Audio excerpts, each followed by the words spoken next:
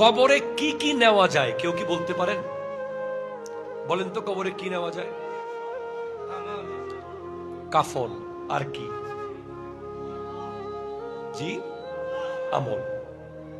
হযরতে মাওলা আলী কারামাল্লাহু তাআলা ওয়াজহুল কারীমকে জিজ্ঞেস করা হয়েছে কবরে কি নেওয়া যাবে।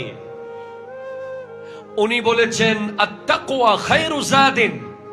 কবরে নেওয়ার অন্যতম গুরুত্বপূর্ণ সম্বল হলো তাকওয়া। সুবহানাল্লাহ। আচ্ছা, হয়তো উসমান যুন্নুরাইনকে জিজ্ঞেস করা হয়েছে আপনি কবর দেখলে কাঁদেন কেন?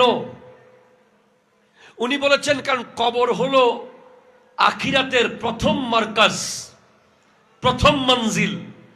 ওটাতে যে পার পেয়ে যাবে সে হাসরেও পার পেয়ে যাবে।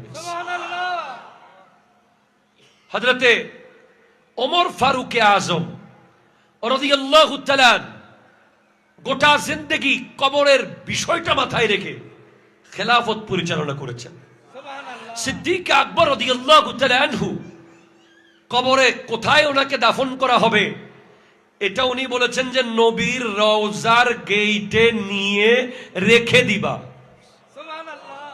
ভেতর থেকে যদি আওয়াজ আসে তাহলে দিবা কবরে, না হলে নদীতে বাসায় দিবা।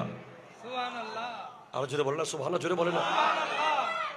কতটুকু ইশকে রাসূল অন্তরের মধ্যে থাকলে বলতে পারে আমার লাশ নবীজির রওজার গেইটের সামনে রেখে দিবা।